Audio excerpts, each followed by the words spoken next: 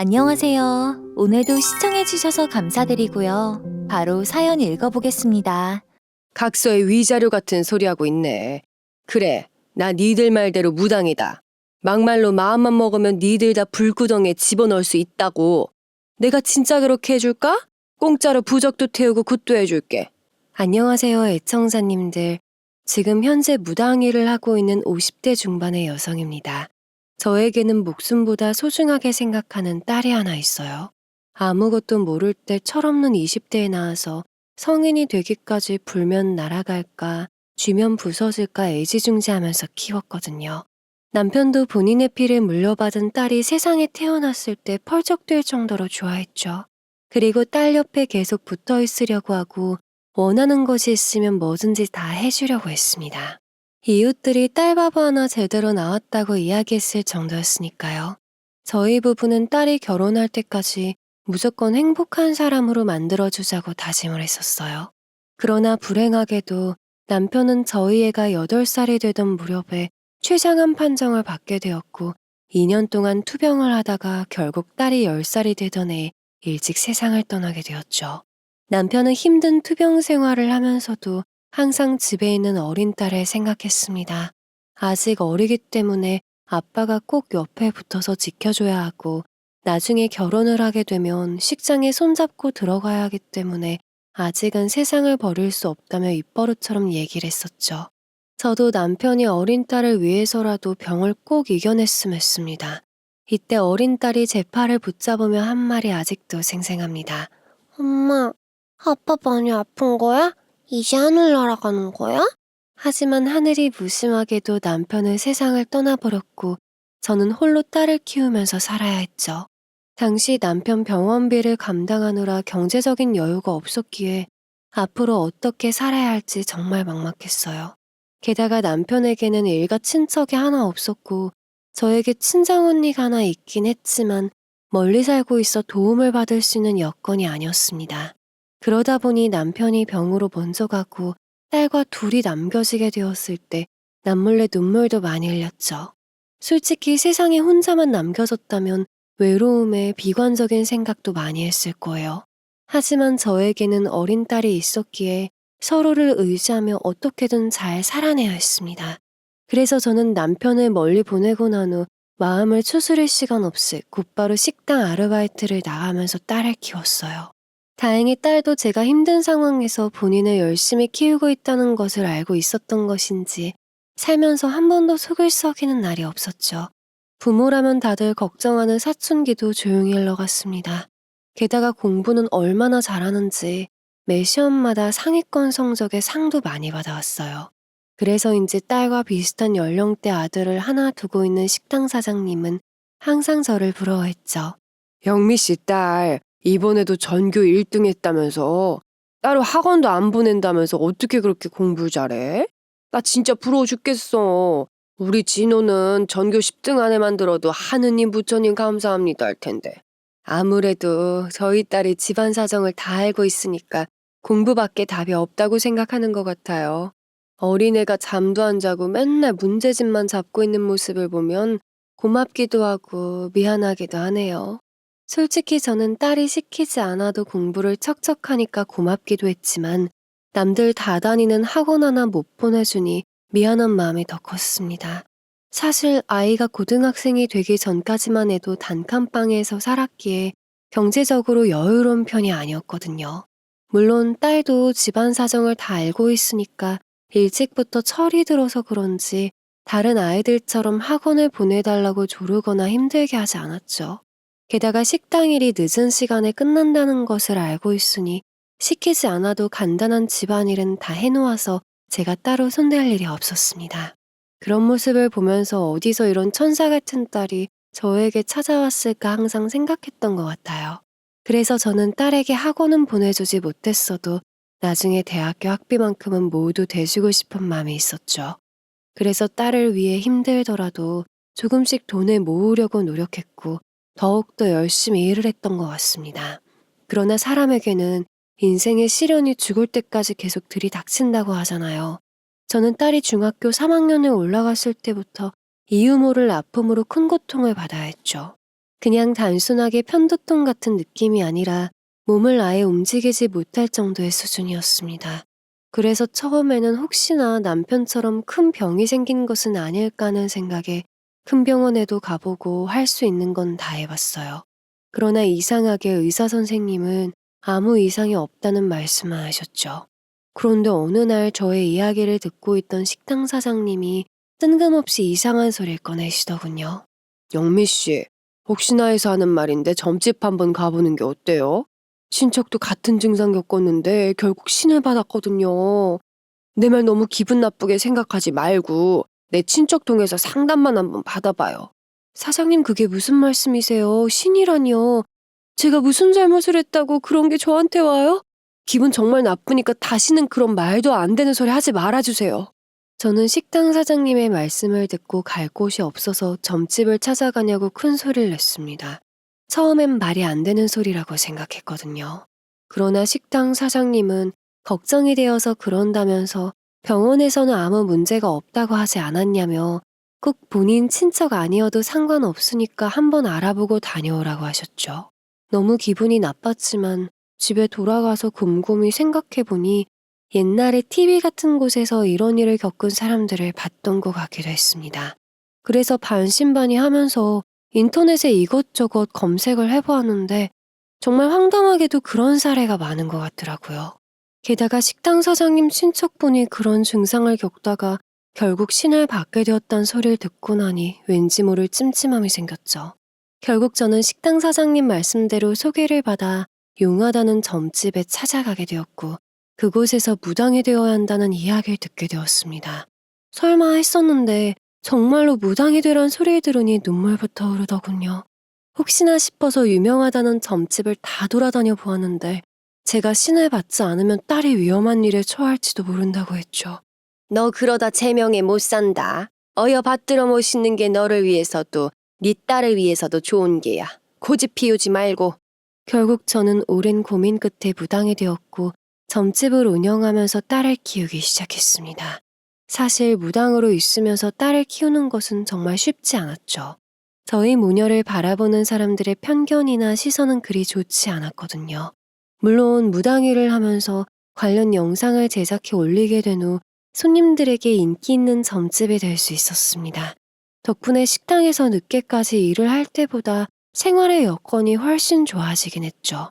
그러나 무당이 된 이후로 사람들이 대놓고 던지는 막말과 좋지 못한 시선에 힘이 들었습니다. 특히 딸은 제가 무당이 된 직후 충격을 크게 받았는지 한동안 사람들과 어울리지 않으려 했어요. 그 모습을 보면서 정말 마음이 아팠지만 사람들의 반응에 동요를 하게 되면 딸에게 부정적인 영향을 주지 않을까 싶어서 티를 내지 않고 살았습니다.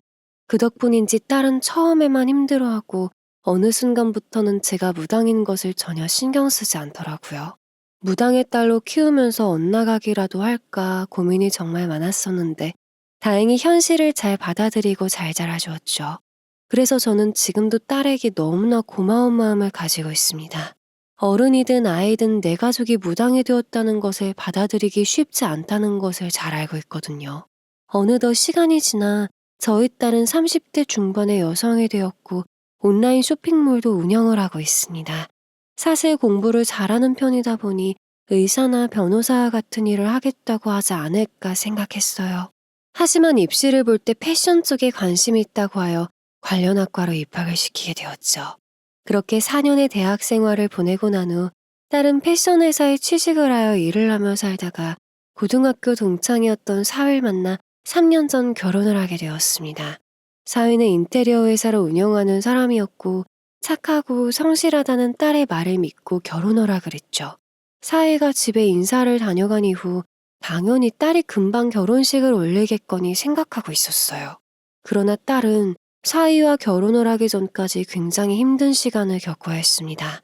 한 번은 딸이 사돈 집에 결혼 허락을 받으러 간다고 하더니 엉엉 울면서 집에 들어왔어요. 딸, 왜 그래? 오늘 사돈 집에 인사 간다고 하더니 무슨 일 있었어? 엄마 마음 아프게 왜 울면서 들어와? 시어머니가 엄마 무당하는 거 알고 결혼을 반대하셔. 소름이 끼쳐서 도저히 결혼 허락 못 하시겠대. 나 이제 어떡해? 준민이랑 결혼하고 싶은데 어떻게 해야 할지 모르겠어. 저는 사돈이 결혼 반대를 하신다는 말을 듣고 어떻게 반응을 해야 할지 모르겠더라고요. 그저 서럽게 울고 있는 딸을 안아주며 다 잘 될 거라고 얘기해주는 것밖에 할 수 없었죠. 딸이 괜히 제 직업 때문에 겪지 않아도 될 일을 겪는 것 같아서 너무 속상하고 힘이 들었습니다. 예상치 못한 딸의 결혼 반대에 걱정이 많았는데 그날 저녁 사위가 집에 찾아왔더군요. 장모님, 다희한테 얘기 듣고 걱정이 많으셨죠? 죄송해요. 엄마가 이렇게 심하게 반대를 하실 줄은 몰랐어요. 근데 걱정 마세요. 제가 끝까지 부모님을 설득해 볼게요. 아니야. 괜히 내 직업 때문에 너희들이 힘든 시간을 겪는 것 같아 내가 미안하네. 다혜는 내가 잘 달래볼 테니 너무 걱정하지 마. 이서방, 이렇게 찾아와줘서 고마워. 딸의 이야기를 듣고 마음이 심란했는데 사위가 이렇게 찾아와 안사돈을 본인이 설득하겠다며 걱정하지 말라고 이야기를 해주니 조금은 마음이 놓였죠. 딸도 사위가 이렇게 노력하는 모습을 보면서 본인이 할 수 있는 노력은 다 해봐야 할 것 같다며 운전박대를 당해도 매일같이 사돈집에 찾아갔어요. 저도 아이들이 이렇게 고군분투하는 것을 보니 엄마로서 할 수 있는 노력은 해야 할 것 같았습니다. 그래서 고민 끝에 친정언니가 운영하고 있는 자연산 버섯 농지에서 송이버섯이랑 표고버섯을 구매해서 딸 손에 들려보냈죠. 도움이 될진 모르겠지만 마음이 풀리시면 좋겠다는 생각에 친정언니에게 좋은 걸로만 골라달라고 여러 번 부탁까지 했습니다. 그리고 손에 버섯을 들려보내던 그날 딸은 오랜만에 활짝 웃으면서 집에 들어왔어요. 엄마, 시어머니가 우리 둘 결혼 허락하셨어. 이제 준민이가 엄마 영상을 보여드렸는데 그거 보고 마음이 풀리신 것 같다고 하더라. 오늘 선물로 드린 버섯도 맛있게 먹겠다면서 고맙다고 전해달라셔. 그래? 정말로 허락하신 거 맞아? 엄마 때문에 네가 결혼을 못하는 거 아닌가 하고 걱정이 많았는데 다행이네. 정말 다행이야. 딸의 일로 며칠간 잠도 못 자고 제대로 먹지도 못할 정도로 마음이 많이 쓰였는데 결혼 허락을 받았다니 너무 다행이었죠. 딸의 이야기를 자세히 들어보니 그동안 사위가 사돈을 설득하기 위해 갖은 노력을 다한 듯 보였습니다. 안사돈에게 제가 꾸준히 업로드하고 있는 영상을 보여주면서 무당이라는 직업만 가지고 있을 뿐 너무 나쁘게 볼 것은 없다고 이야기를 했다 하더군요.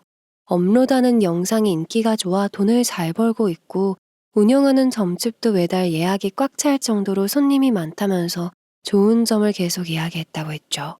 게다가 이번에 딸이 찾아갔을 때 이모가 판매하는 자연산 송이버섯과 표고버섯이라며 선물로 드리니까 이거 비싼 버섯 아니냐고 이모가 농장을 하고 계셨냐면서 너무 좋아하셨다고 했습니다. 그리고 바로 결혼 준비를 시작하라는 이야기를 듣게 되었고요. 덕분에 딸은 사위와 함께 결혼 준비를 하게 되었고 양가 식구들이 모두 모여 상견례도 할 수 있게 되었죠. 아무래도 제 직업 때문에 반대가 이어졌기 때문에 혹시라도 좋지 않은 이야기가 오고 갈까 상견례 자리에 참석하면서 긴장이 많이 되었습니다. 하지만 막상 참석해보니 생각보다 분위기가 나쁘지 않았어요. 아무래도 무당이라는 직업에 편견이 많다 보니 애들 결혼 반대를 할 수밖에 없었네요. 그래도 준민이가 다이 아니면 안 되겠다고 둘이 오랫동안 만나왔다고 하니 앞으로 좋은 인연이라고 생각하고 잘 지내보시죠. 네, 충분히 편견 가지실 수 있죠. 힘드셨을 텐데 마음을 바꿔 제 딸 허락해 주셔서 너무 감사합니다. 저도 준민이를 제 아들이라고 여기며 잘 해주겠습니다. 아무래도 상견례 자리에서 저의 직업과 관련된 이야기가 아예 안 나올 순 없었죠. 하지만 안사돈이 이미 두 사람을 허락하기로 마음을 바꾸어서 그런 것인지 생각했던 것만큼 까탈스럽게 굴지 않았습니다. 그렇게 딸은 상견례를 무사히 마친 후 약 3개월 후에 결혼식을 올리게 되었고 집에서 5분 정도 떨어져 있는 곳에 신혼집을 차려 살게 되었어요. 사위가 종종 혼자 했어야 하는 딸을 배려해서 일부러 가까운 곳에 신혼집을 선택했던 것이었죠. 사위는 인테리어 회사를 운영하면서 시공자로 전국 방방곡곡 돌아다니다 보니 출장이 잦은 편이었습니다. 그러다 보니 집에 홀로 있을 딸이 걱정되었나 봐요. 사위는 출장을 가야 할 때마다 항상 저에게 전화를 해서 딸을 잘 챙겨달라고 부탁했죠. 장모님, 제가 내일 시공이 생겨서 2주일간 부산에 출장을 가야 할 것 같은데 다이가 집에 혼자 있는 게 걱정이 되어서요. 혹시 시간 되시면 자주 들여다봐 주실 수 있을까요? 아이고, 다이가 애기도 아닌데 뭘 그렇게 걱정을 해. 이서방도 일하느라고 전국 방방곡곡 다 돌아다니고 고생이 많네. 다이는 내가 들여다볼 테니까 너무 걱정하지 말고 몸 조심히 잘 갔다 와. 저는 사위의 부탁에 딸 신혼집을 자주 찾아가 함께 밥을 해서 먹기도 하고 시간이 날 때마다 같이 쇼핑도 하며 놀러 다니기도 했습니다. 사실 저는 결혼을 했음에도 불구하고 한창 신혼생활을 즐겨야 할 시기에 외롭기는 딸의 모습을 보면서 괜히 안쓰럽게 느껴졌어요. 그래서 더 딸을 들여다보고 잘 챙겨주려고 했죠. 그런데 어느 순간부터 딸의 얼굴이 점점 어두워지기 시작했습니다. 생전 제 앞에서 힘든 모습을 보인 적이 없었는데 점점 말라가고 얼굴에 그림자가 보이니 엄마로서 괜히 불안한 마음이 들더라고요. 다이야, 너 요즘 무슨 일 있어? 빼빼 마른 거 보니까 밥도 잘 안 챙겨 먹나 보네. 엄마 걱정되게 왜 그래? 대체 무슨 일이야? 숨기지 말고 다 털어놔봐. 뭐가 말랐다고 그래. 엄마 올 때마다 과식하는데. 별다른 일 없으니까 너무 걱정하지 마. 그냥 피곤해서 그래. 저는 걱정이 되는 마음에 몇 번이나 왜 그러는 거냐고 물어보았는데 되돌아오는 말은 항상 별일 없다는 것이었죠. 그런데 엄마의 촉이라는 게 있잖아요. 딸은 항상 결혼을 해서 행복하다는 이야기를 했었는데 시간이 지날수록 힘들어하고 점점 말라만 가는 게 확실히 무슨 일이 있구나 하는 생각이 들었습니다. 게다가 딸이 운영하고 있는 온라인 쇼핑몰의 상황도 그리 좋은 상황은 아니었기에 굉장히 아슬아슬해 보였어요. 아무래도 결혼에 대한 부푼 꿈을 가지고 있었을 텐데 사업의 상황은 좋지 않고 사위랑 자주 떨어져 있다 보니 제대로 된 결혼 생활을 이어가지 못해 우울증이 찾아온 듯 보였죠. 저는 딸의 문제를 해결해 줄 수 있는 사람은 사위밖에 없다고 생각했습니다. 그래서 사위에게 전화를 해 이것저것 부탁을 하게 되었어요. 아무래도 다이가 요즘 사업도 잘 안 풀리고 매일 집에 틀어박혀 있어서 그런지 우울증이 온 것 같아. 그래서 말인데 이서방이 전화도 자주 해주고 가끔 오면 맛있는 것도 사주면서 데이트 좀 해주면 안 될까? 네, 장모님. 제가 다이한테 연락도 자주 하고 잘 챙기도록 하겠습니다. 이번 시공도 거의 끝나서 아마 주말에 집에 갈 것 같은데 그때 제가 데이트하면서 다이 기분 풀어줄 테니 너무 걱정하지 마세요. 저는 사이가 와서 딸 기분을 풀어주면 상황이 조금 나아지겠지 싶었죠. 그러나 사이가 와서 데이트도 하고 맛있는 것도 먹이려고 하면서 갖은 노력을 다 했음에도 불구하고 한동안 변하는 게 없었습니다. 그래서인지 사위는 꽤 심각한 상황에 걱정이 되었던 것 같아요. 잡혀있던 시공일도 미루고 2주 정도를 딸 옆에 붙어서 진땀을 뺐죠. 저는 그런 사위가 고맙기도 하고 미안한 마음이 들었습니다. 게다가 사위도 고된 시공일에 삐쩍 말라가는 모습이 보였어요. 그래서 저는 몸보신이 가능하도록 장어탕 같은 보양식을 해서 먹이고 딸에게 줄 보약을 지으며 사위가 먹을 녹용도 같이 해서 보내주었죠. 그래도 1, 2주가 지나자 딸은 사위의 노력을 알아주었던 것인지 조금씩 나아지기 시작했습니다. 그 모습을 보면서 저는 한시름 놓을 수 있었던 것 같아요. 딸의 상태가 괜찮아지자 사위는 2주 만에 미뤄뒀던 시공을 하기 위해 다시 지방으로 출장을 가게 되었죠. 하지만 출장을 가서도 마음이 쓰였던 것인지 바쁜 와중에도 딸에게 매일 전화를 해 안부를 물었습니다. 게다가 저에게 용돈을 보내주면서 본인이 해야 할 일인데 괜히 제가 고생을 하는 것 같아 죄송하다고 하더군요. 저는 이렇게 말을 해주는 사위가 너무 고맙고 예뻤습니다. 사소한 것도 잘 챙기는 사위를 보면서 앞으로 더 잘해줘야겠다고 생각을 했어요. 사위가 다녀간 이후 딸은 6개월 정도 아무 문제 없이 잘 지냈죠. 마음 정리가 된 것인지 쇼핑몰의 문제도 조금씩 해결하려 나서고 예전의 모습을 되찾으려고 노력을 많이 했습니다. 그러나 7개월이 지났을 때 또다시 문제가 터지게 되었죠. 한창 손님들이 점을 봐주고 있을 때 딸이 아프다면서 집에 와줄 수 있겠냐고 전화가 왔거든요. 저는 일단 눈앞에 앉아 계시는 손님들의 점을 빠르게 봐드린 후 곧바로 딸에게 달려가게 되었습니다. 집에 도착해보니 딸은 식은땀까지 흘리면서 침대에 힘없이 누워있더군요. 물어보니까 식사도 못했다고 하기에 급하게 죽을 끓여서 딸을 먹이려고 했죠. 그런데 딸이 죽을 먹는 둥 마는 둥 하더니 갑자기 저를 붙잡고 엉엉 울었습니다. 엄마, 무당일 그만하면 안 돼? 이제 나도 다 커서 결혼까지 했는데 더 이상 안 해도 되잖아. 내가 어떻게든 용돈 넉넉하게 줄 테니까 엄마도 일 그만두고 쉬면 안 될까? 딸, 왜 그래? 무당을 쉽게 관둘 수 있는 게 아니라는 거 너도 알잖아. 엄마가 무당인 것 때문에 무슨 일 있었어? 왜 그러는지 이유라도 알려줘, 저는 무당일을 관두라는 이야기에 굉장히 당황스러웠죠. 무당일은 제가 10년이 넘도록 해오던 일이고 딸도 살면서 엄마가 이 일을 하는 게 싫다고 얘기한 적이 한 번도 없었거든요. 물론 엄마가 이런 일을 한다고 하면 어쩔 수 없이 좋지 않은 시선을 겪어야 하니까 조금 불편해하긴 했었습니다. 그러나 딸은 사람들의 부정적인 시선이나 편견 섞인 말을 들어왔어도 제 앞에서 티를 내거나 울진 않았어요. 그래서 애절하게 부탁하는 모습에 머릿속이 복잡해졌죠. 한동안 어색한 분위기가 이어졌고 떨어지지 않는 입으로 대체 왜 그러는 건지 이유라도 알려달라고 했습니다. 그게 엄마가 무당이라는 거 가지고 시댁 식구들이 자꾸 힘들게 해. 특히 아가씨는 괜히 무당 집안 딸을 들여놓아서 집안에 불운이 끼는 것 같다고 무슨 일이 있을 때마다 괴롭히고 배제시켜. 뭐라고? 사돈집에서 나 무당일 하는 거 모르고 결혼시킨 거 아니잖아. 대체 왜 이제 와서 그러는 건데? 무슨 일이 있었던 것인지 자세히 들어보니까 그들은 결혼 초반에도 은근히 딸을 배제시키는 모습에 있었다고 했어요. 집에 사위가 없으면 발을 못 붙이게 하는 것은 다반사였고 집안에 큰 행사가 있을 때는 괜히 중요한 날을 망치고 싶지 않으니까 어떻게든 핑계를 대놓 오지 말라고 했다 했죠. 그리고 한 번은 안 사돈 생신이 있어서 딸이 케이크랑 선물을 들고 갔었는데 그 집 식구들이 문전박대를 하면서 사위에게는 대충 아프다 핑계대고 오지 말라고 했다더군요. 딸은 그런 거짓말이 사위에게 통하겠냐고 하면서 집에 들여보내달라고 했지만 결국 그들은 문을 열어주지 않았다고 했습니다.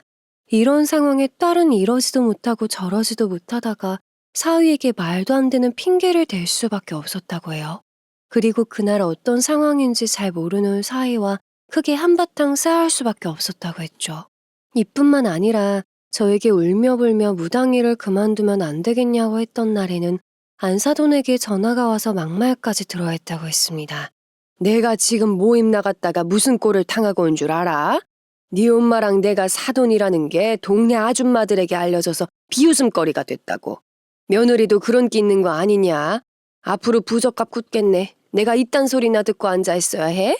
어머니 그게 무슨 말씀이세요? 동네 아주머니들이 제 엄마가 무당인 것을 어떻게 알고 그런 말씀을 하세요? 그날 안사돈은 딸에게 아주 난리를 쳤다고 했어요. 사위가 끝까지 결혼을 해야겠다고 우기니까 마지못해 시켰는데 대체 이게 무슨 꼴이냐고 윽박을 질렀다고 했죠. 사돈처녀도 사람 하나 잘못 들이면 집안이 패가망신한다더니 이게 뭐냐고 하면서 은근히 보탰다고 하더군요. 그러면서 사돈이 무당이라 창피해서 얼굴을 못 들고 다니겠다며 제가 무당일을 그만두게 하라고 시켰다 했습니다. 저는 딸의 이야기를 듣고 나서 어떻게 반응을 해야 할지 모르겠더라고요. 저도 무당일을 하게 되면서 사람들이 곱지 않은 시선으로 바라보는 것을 많이 느꼈고 여러 오해를 받아왔지만 이번 일만큼 마음이 아픈 적은 없었죠. 할 수만 있다면 딸이 원하는 대로 다 해주고 싶었습니다. 하지만 무당일이라는 게 하고 싶다고 누구나 할 수 있는 일이 아니고 또 그만두고 싶다고 해서 마음대로 그만두고 그럴 수가 없잖아요. 게다가 자식 때문에 큰 마음 먹고 시작한 일인데 괜히 제가 이제 와서 일을 그만두면 정말로 딸에게 큰일이 날지도 모르는 상황이었죠. 일단 기다려봐. 엄마가 잘 해결해 볼 테니까. 너무 마음 아파하지 말고 엄마만 믿어. 그래서 저는 일단 딸을 달래놓고 방법을 한번 찾아보자고 한 후 집을 나왔습니다. 그날 밤 딸의 이야기가 계속 머리에 맴돌아 잠이 전혀 오지 않더라고요. 결국 저는 잠을 포기한 후 이 문제에 대해 밤새 고민을 하게 되었죠. 소중한 딸이 그동안 제 직업 때문에 이런 불합리한 일을 당해야 했다는 게 부모로서 너무 마음이 아프고 속상했습니다. 하지만 아무리 고민을 해보아도 제가 무당 일을 하는 게 원인이니 쫓아가서 뭐라고 할 수는 없었죠. 쫓아가서 왜 그랬냐 따져 묻는다고 해서 쉽게 해결될 문제가 아니잖아요. 무엇보다 제가 사돈집에 찾아가서 난리를 친다면 앞으로 딸만 더 힘든 상황에 놓이게 될 것이 뻔했습니다. 결국 할 수 있는 일은 사돈에게 잘 보여 마음을 풀어주는 일밖에 없었어요. 그래서 나름대로 이것저것 방법을 생각해 보았죠. 그런데 아무리 생각해봐도 선물로 마음을 표현하는 게 가장 좋은 방법인 것 같았습니다.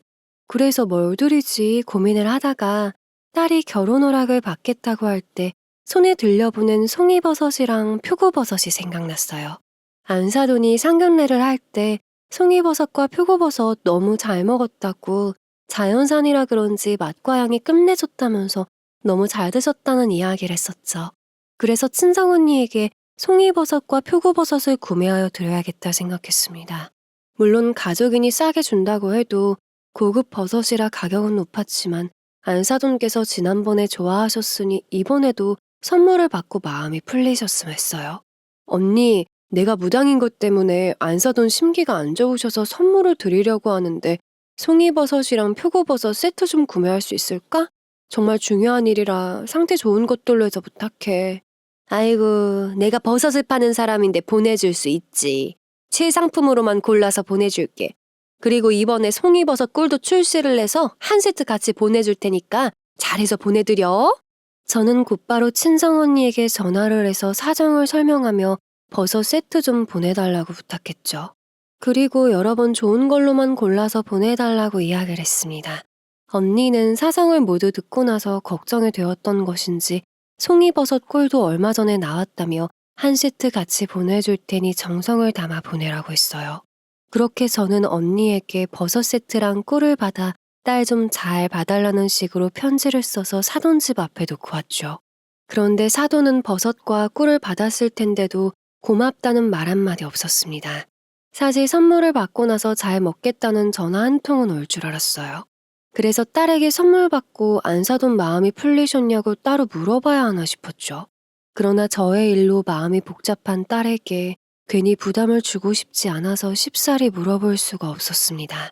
사돈과 같은 동네에 살고 있으니 지나가다가 만나게 되면 무슨 말이 있겠지 했었는데 시간이 한참 지났는데도 선물을 받았다는 말조차 없더군요. 그래서 제 속만 타들어갔죠. 하지만 대놓고 물어볼 수가 없으니 이리저리 눈치만 살폈던 것 같습니다. 그래도 어떤 반응이 있긴 했던 것 같아요.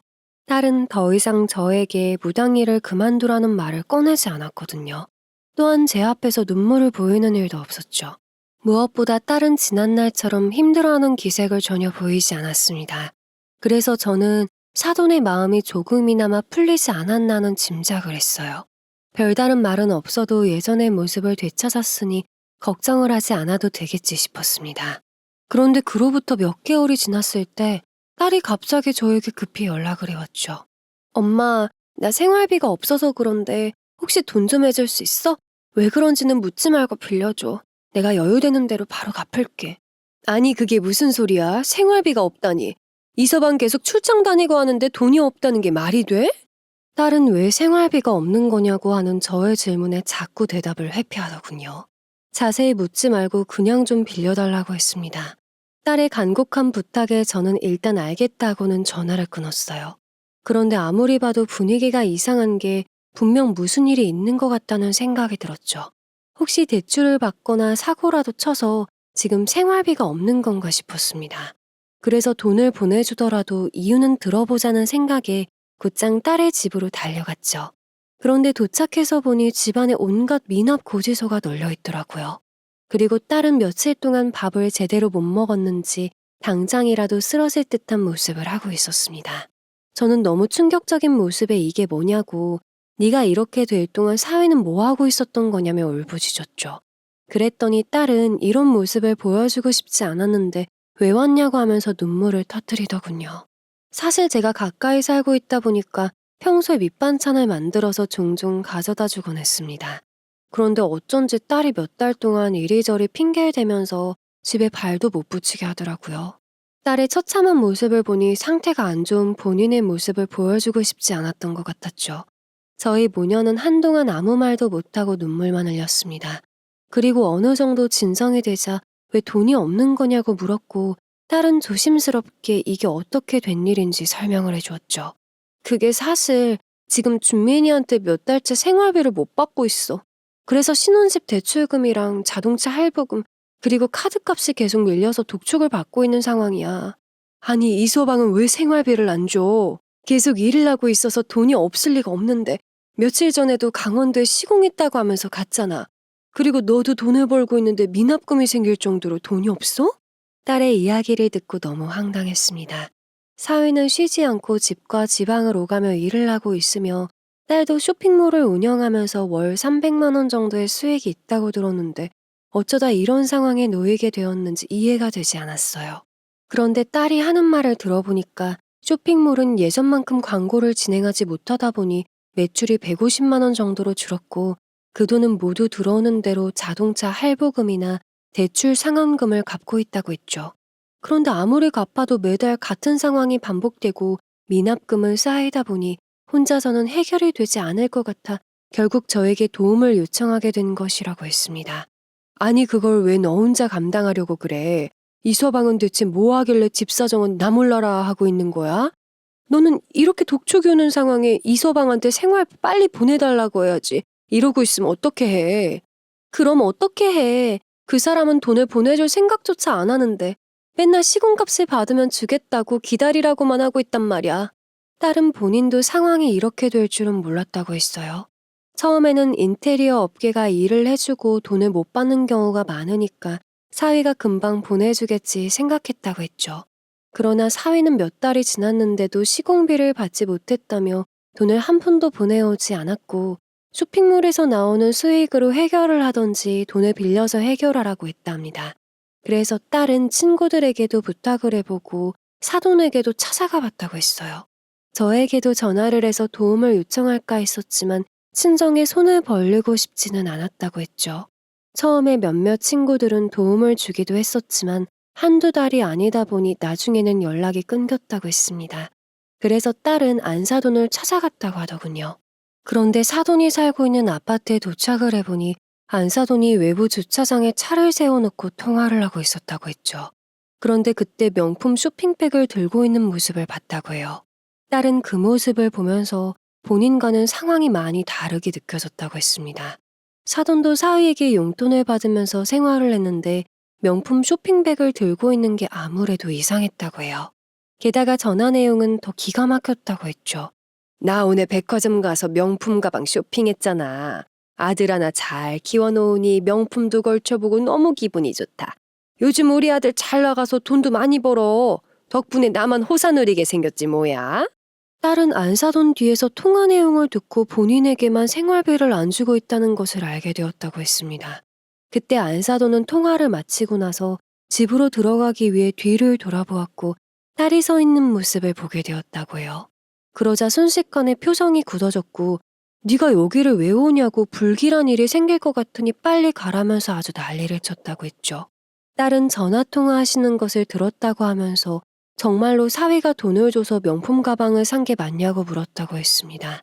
그러자 안사돈은 네가 그걸 왜 신경 쓰냐면서 빨리 가라며 등을 떠밀었다고 했어요. 하지만 딸은 확실하게 확인 후 가야 할 것 같다는 생각이 들어 일단 집에 들어가서 얘기를 하자고 하면서 건물 안으로 들어가려 했다고 했죠. 그러나 안사돈은 힘을 사용해 옷을 잡아 억지로 끌어냈고 그대로 딸은 바닥에 내팽개쳐 넘어졌다고 했습니다. 그 사이에 안사돈은 곧바로 엘리베이터를 잡아타고 올라가 문을 잠근 채 무당 딸은 발도 들이면 안 된다며 문전박대를 했다고 했죠. 결국 딸은 말을 꺼내보기도 전에 만신창이가 되어 건물을 나올 수밖에 없었다고 했어요. 그리고 집으로 돌아가면서 사위에게 전화를 걸었다고 했습니다. 그러나 사위는 아무리 전화를 걸어봐도 연결이 안 되었다고 했어요. 그렇게 터덜터덜 집으로 돌아갔는데 우편함에는 또 대출금 원금 상환과 카드값을 갚으라는 내용의 고지서가 와 있었다고 했죠. 그걸 보고 딸은 이대로는 안 되겠다 싶어 눈앞에 있는 문제부터 해결하자라는 생각으로 저에게 전화를 해서 도움을 요청했던 것이었습니다. 정말 한숨밖에 안 나오는 상황이었어요. 어떻게 이런 일이 있는지 기가 막혀서 말이 다 안 나오더군요. 일단 저는 급한 불부터 꺼줘야겠다는 생각에 통장에 들어있는 돈을 모두 딸에게 보내주었죠. 다혜야, 일단 엄마가 가지고 있는 돈 보내줄 테니까 우선 이걸로 급한 거부터 갚아. 그리고 너 며칠 동안 밥도 못 먹었다고 하니까 엄마가 집으로 배달이라도 시켜줄게. 그거 먹고 한숨 자고 있어. 엄마한테는 잘 사는 모습만 보여주고 싶었는데 이런 모습을 보여서 정말 미안해. 저는 엉엉 우는 딸을 달래주고 나오고 싶었지만 이 문제는 최대한 빨리 사위와 단판을 지어야 할 것 같았습니다. 그래서 애써 우는 딸을 무시하고 나왔죠. 그렇게 저는 신혼집을 나오자마자 사위에게 전화를 걸었어요. 하루 종일 연락이 안 된다고 했으니 제 전화도 무시하지 않을까 생각을 했었습니다. 그러나 딸 전화는 피한다더니 제 전화는 받더라고요. 처음에는 전화 연결이 되자마자 욕을 한 바가지 해주면서 지금 이게 뭐 하는 짓이냐고 난리를 칠 생각이었죠. 그러나 목소리를 들어보니 이미 잔뜩 취했는지 제정신이 아닌 것 같았습니다. 아마도 제 전화를 대리기사인 줄 착각하고 받은 것 같았어요. 사위는 전화 연결이 되자마자 대리기사가 그렇게 꾸물거림 되겠냐고 10분 안에 오지 않으면 돈을 주지 않겠다고 협박을 서슴없이 했죠. 저는 기가 막혔지만 일단 최대한 침착하게 지금 어디냐고 만나서 나랑 얘기 좀 하자며 대화를 시도했습니다. 그러나 어떤 여자가 왜 본인 외에 다른 여자랑 전화를 하고 앉아있냐며 성질을 빡 내더니 사위 전화를 바꿔받는 거예요. 저기 제가 전화 주인이랑 기니 할 말이 있어서 그런데 다시 좀 바꿔주시겠어요? 저기요. 그쪽이 뭔데 우리 오빠 전화를 바꾸라 말아요? 보니까 나이 좀 있으신 것 같은데 어린 남자랑 노니까 좋아요. 하고 싶은 말 있으면 별빛 술집으로 직접 와서 제 눈앞에서 얘기해요. 사위의 전화를 바꿔받은 여자는 술집 이름을 말해주고 먼저 전화를 끊어버렸죠. 대체 그 술집이 어디 있는 건지 휴대폰으로 찾아봤더니 동네에 번화가에 있더라고요. 그동안 출장을 가서 집에 안 들어가고 있는 줄 알았는데 동네에서 술이나 퍼마시고 있다는 것을 알게 되니 속에서 열불이 났습니다. 그래서 저는 술집 위치를 확인하자마자 곧바로 달려갔어요.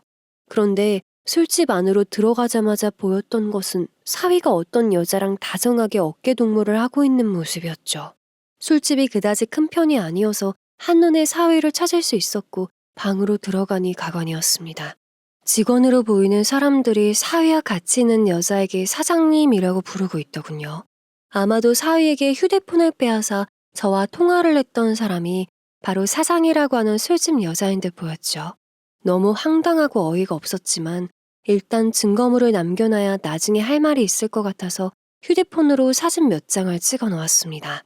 차오르는 분노에 덜덜 떨리는 손으로 사진을 찍고 나서 사위가 앉아있는 테이블 쪽을 째려보았어요.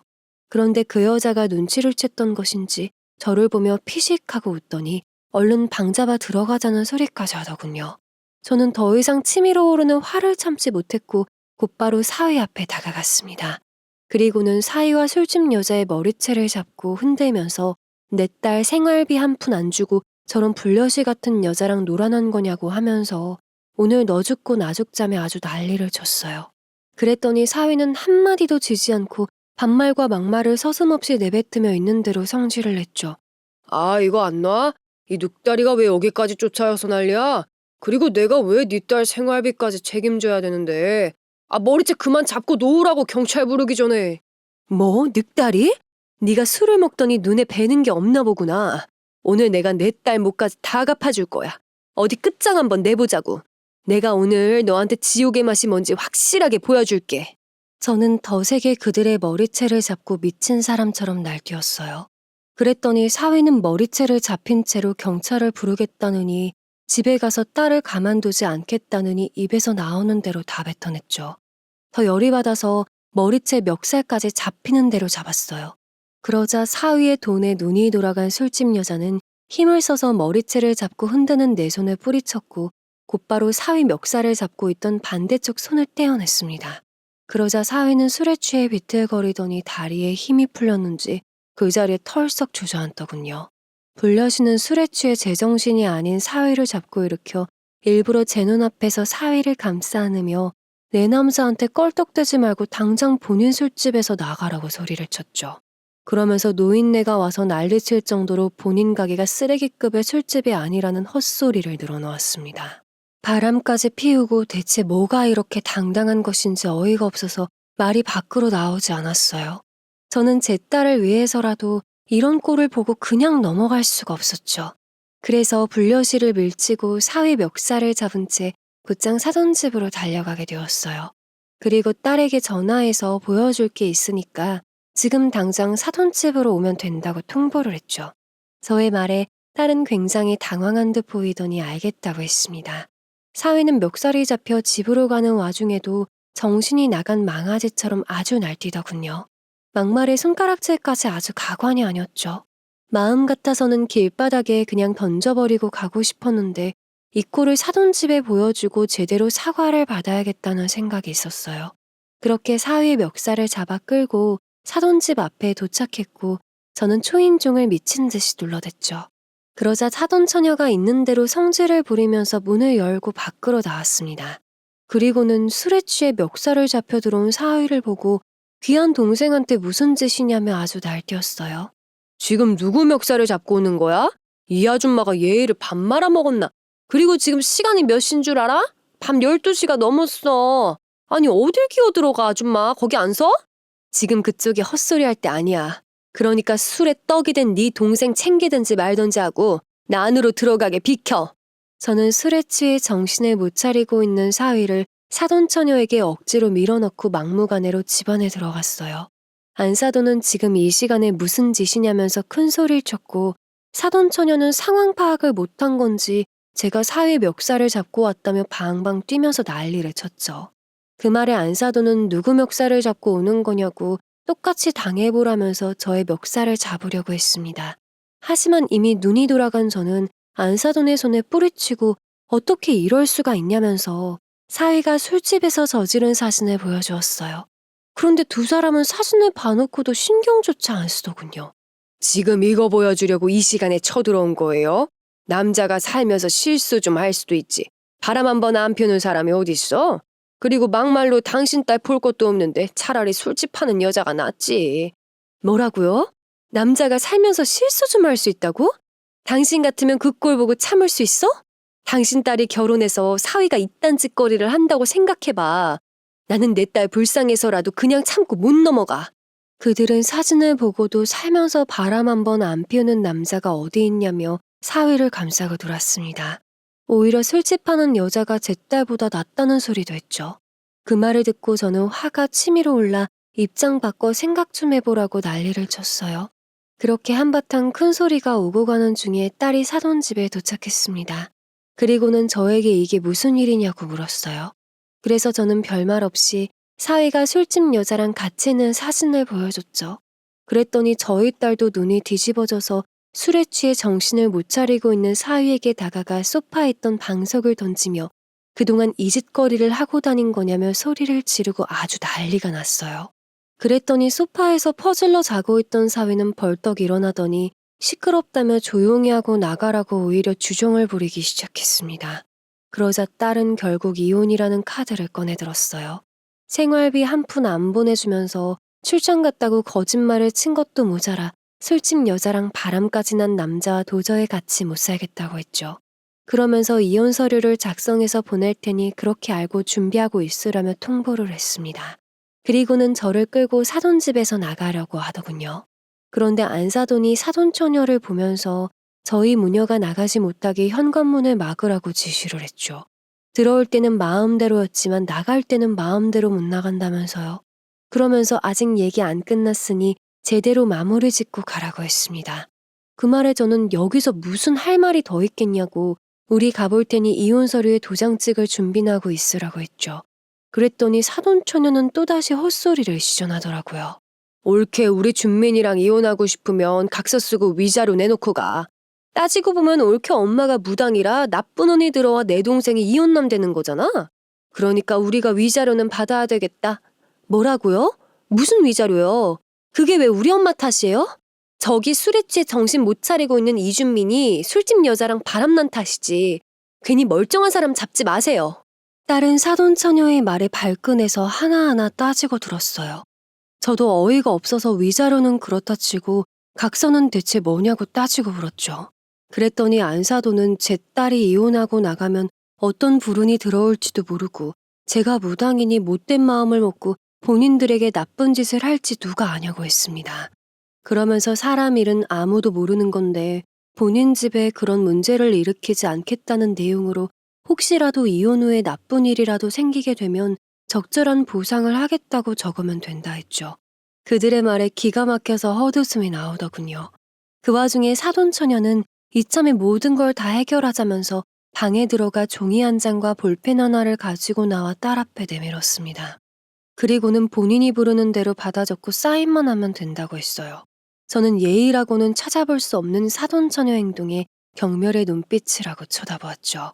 그러자 사돈처녀는 직접 쓰지 못하겠다면 본인이 대신 써주겠다며 신나게 쓰더니 사인만 하라면서 다시 딸 앞에 내밀었습니다. 그 모습에 저는 도저히 참지 못했고 곧장 그들의 머리채를 잡으며 난리를 쳤죠. 각서에 위자료 같은 소리하고 있네. 그래, 나 니들 말대로 무당이다. 막말로 마음만 먹으면 니들 다 불구덩이에 집어넣을 수 있다고.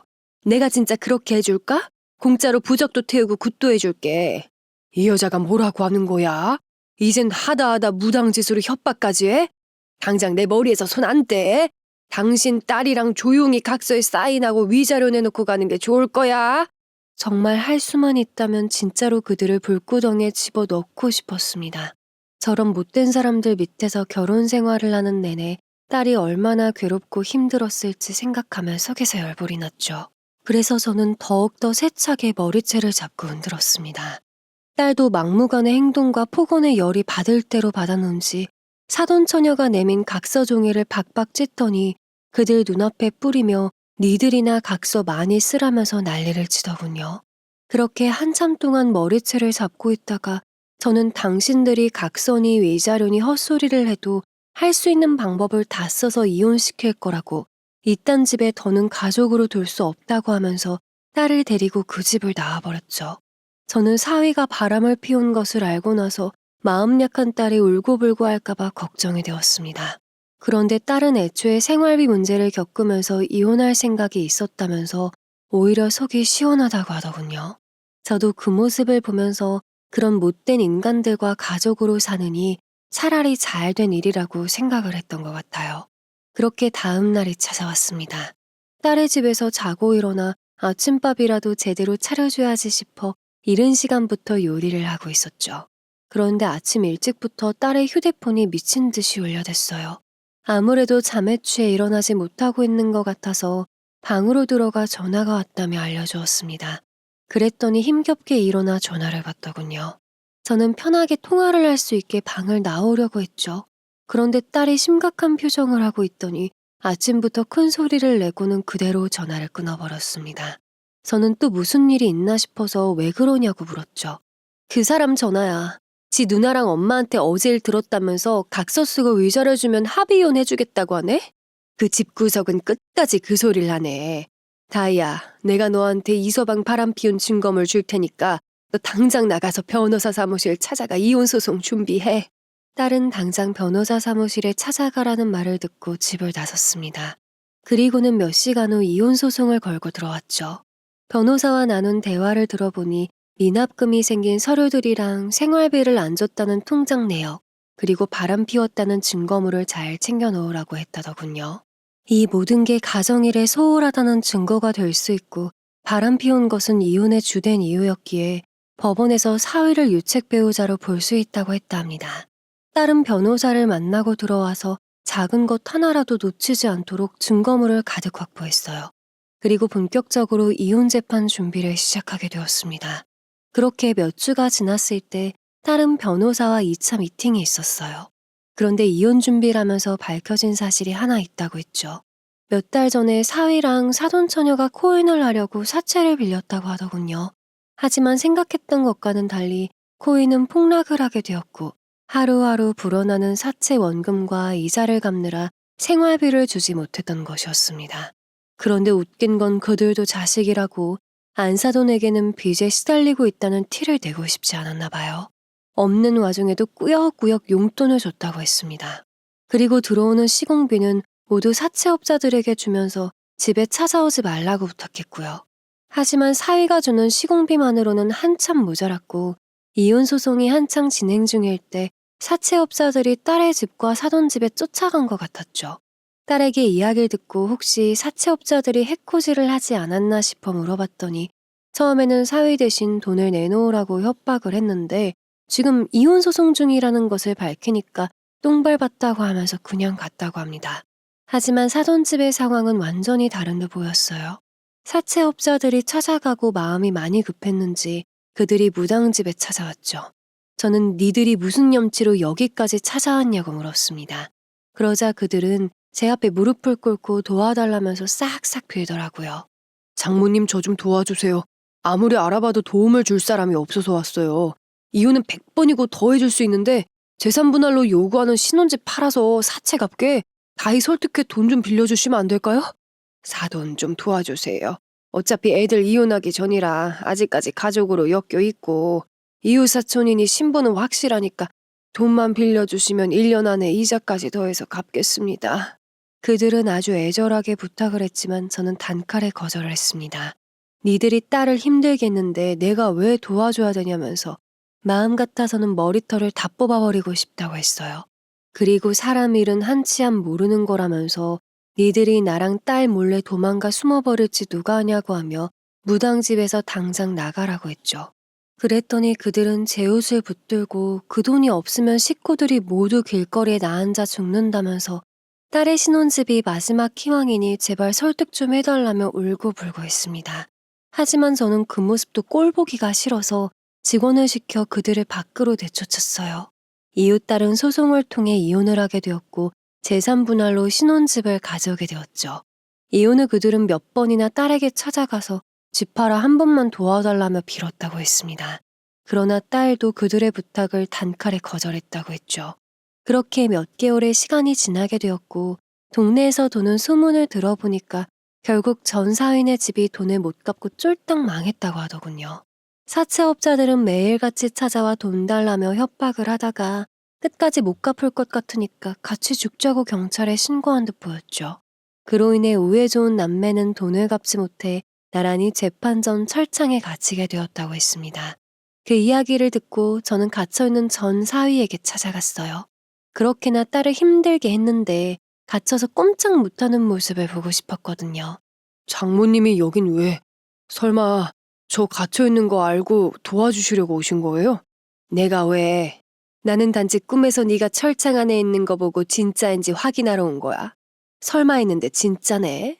어쩌냐, 내가 꿈에서 봤는데 너 한 번 들어가면 청춘 다 바치고 나오겠더라.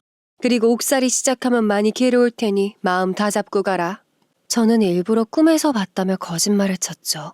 그랬더니 전 사위 얼굴이 급격하게 창백해지며 정말이냐고 나 그 안에 들어가게 되는 거냐면서 덜덜 떨더라고요. 그리고는 살려달라고 돈 좀 빌려달라며 애절하게 부탁했습니다. 하지만 저는 갇혀있는 전 사위에게 그 안에 들어가 사람들이 좀 무서워도 맞춰서 잘 살아보라고 거기도 사람 사는 곳이라며 손을 흔들어주고 밖으로 나왔죠. 마지막까지 한 방을 먹여주니 너무 속이 시원하더군요. 제 딸은 이혼 후 신혼집을 팔아 집으로 들어왔습니다.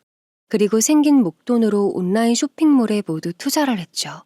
이혼 후에 많이 힘들어하지 않을까 걱정이 많았는데 생각과는 달리 멀쩡하고 오히려 본인이 좋아하는 일을 하니까 생기가 돋더군요. 얼마 전에 이야기를 들어보니 본인이 디자인한 옷을 홈쇼핑에서 팔아보고 싶어서 제안을 했더니 방송 한번 해보자는 답변을 들었다고 했죠. 신나서 일을 하는 모습을 보니까 저도 안심이 되었습니다.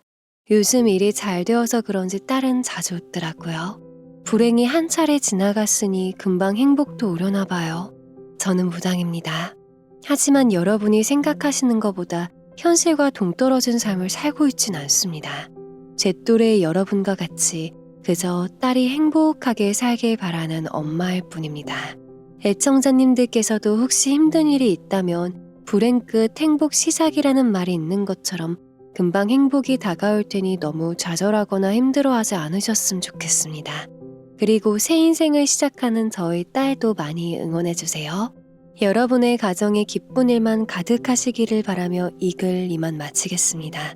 더 기막히고 놀라운 사연을 듣고 싶으시다면 지금 구독과 좋아요, 알림 설정 부탁드립니다.